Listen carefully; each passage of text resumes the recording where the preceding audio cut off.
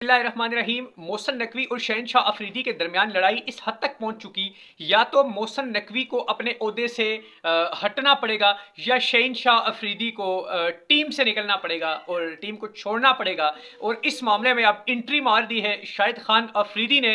आप जानते हैं कि मोहसिन नकवी की रूट्स बड़ी मजबूत हैं, उनकी जड़ें बड़ी मजबूत हैं। At the same time Shahid Khan Afridi जो हैं उनकी जड़ें भी वहीं से निकलती हैं जहां से मोहसिन नकवी की निकल रही हैं। देखते हैं कि अब इस मामले में किसको शिकस्त होती है और किसकी फतह होती है, लड़ाई हुई क्यों, वजह क्या बनी और क्या हाथापाई तक नौबत आई या फिर सिर्फ बातों की हद तक मामला चल रहा है, क्या मामला हैं, तमाम तफसीलात बताते हैं। आप मेरी तमाम वीडियोस को देखते हैं लेकिन बावजूद उसके मैंने देखा बहुत सारे हमारे व्यूवर्स ऐसे हैं कि जो वीडियो को देखते हैं मगर सब्सक्राइब नहीं करते। साथ ही ऑप्शन होता है सब्सक्राइब का, एक क्लिक से चैनल सब्सक्राइब हो जाएगा। उसका फायदा यह होगा कि आइंदा हर नई आने वाली खबर आपके पास खुद ब खुद बजरिया नोटिफिकेशन पहुंच जाएगी। अगर आपने चैनल सब्सक्राइब नहीं किया होगा तो वो नोटिफिकेशन आपको शो नहीं होगा। तो आते हैं खबर की तफसीलात की तरफ और तमाम तर एविडेंस भी आपको देंगे। नाजरीन इकराम, ड्यूरिंग द सीरीज, जी हाँ, south Africa versus Pakistan, Pakistan में ये सीरीज चल रही है।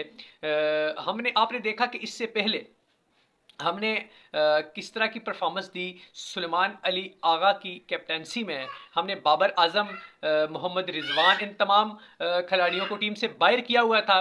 बावजूद उसके भी क्योंकि हमने इनको इसलिए बाहर किया था कि इनका रन रेट स्लो है बहुत ज़्यादा, हमने नए लड़के लाए थे। सुलेमान अली आगा की कैप्टनसी पे भी बात हो सकती है।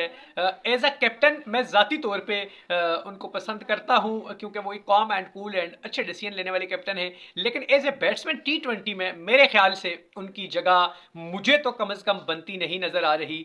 लेकिन असल हमारा जो इस टाइम मामला है वो शहनशाह अफरीदी और जो है आपके चेयरमैन PCB मोहसिन नकवी, या आप उनको वजीर दाखिला मोहसिन नकवी कुछ भी कह सकते हैं क्योंकि दो दो तीन तीन बल्कि चार चार ओहदे हैं उनके पास।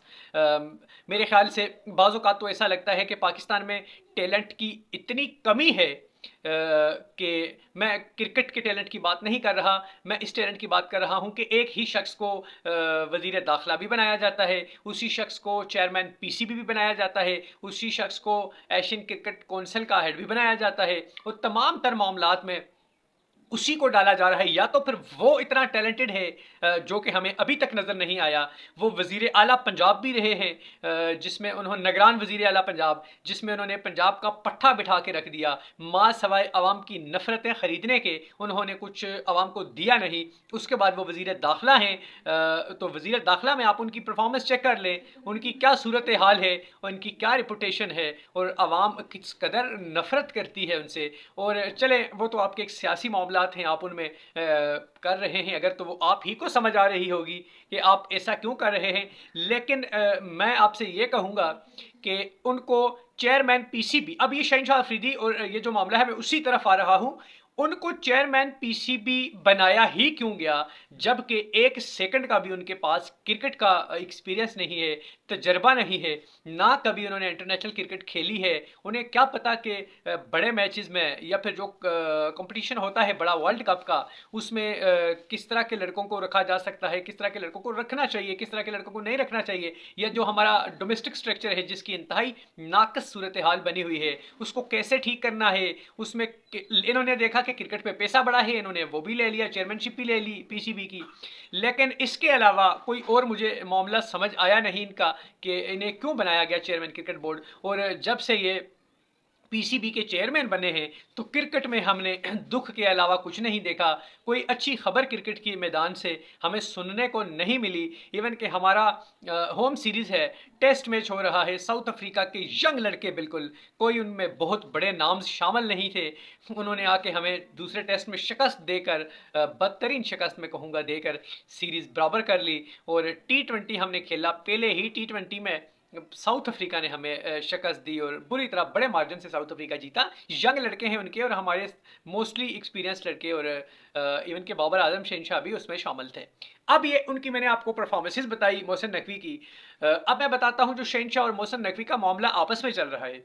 नाज़रीन इकराम, ये शहीन शाह अफरीदी जो हैं कंट्रोवर्शियल ये भी रहे हैं। ये भी आपने देखा होगा सरफराज अहमद से भी इन्होंने एक सख्त रवैया इख्तियार कर लिया था, बदतमीज़ी आप उसको कह सकते हैं। और दीगर भी टीम के अंदर अंदर हमने देखा कुछ कोचेज़ के साथ भी इनकी टक पटक चलती रहती है, क्योंकि ये मानते सुनते नहीं हैं अपने ससुर शाहिद खान अफरीदी की तरह।